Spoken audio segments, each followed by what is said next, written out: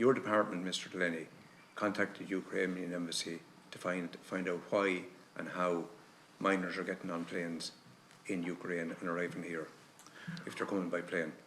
We have raised some issues, particularly not specifically, not that this specific issue. I haven't raised that specific issue. Why? Yeah. Why isn't it? Well, I haven't had that conversation. This is ridiculous. I mean, we have children arriving in this country, and Tusla has been landed this on their doorstep at a time when they're under huge pressure. You know, when you're trying to, and we'll go to, I want to revert to that in a minute, the staffing issues and that, and what's been done. And I know that you're trying to, you are trying to take some measures, Ms. Duggan, to get on top of this. But with huge resource issues, huge problems with accommodation, getting suitable accommodation, and the tap is still turned on, and the sink is overflowing, right? These people in Tusla are being handed this issue, you know, with no, where does it begin and end? So why hasn't this been taken up with Ukraine?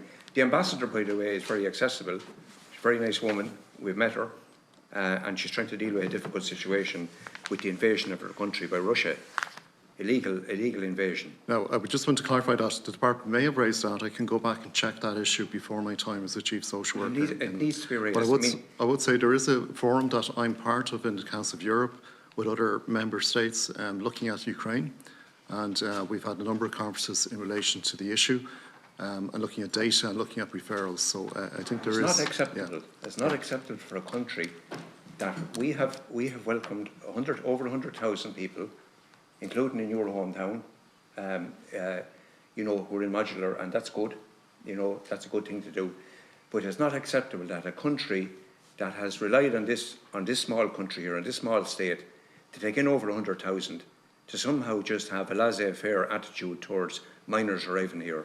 And I would ask that your department would take this up with the Department of Justice and the embassy. There's a responsibility here on the Ukrainian authorities to ensure that people who are getting on planes, you know, if there's minors, that are not getting on planes unaccompanied.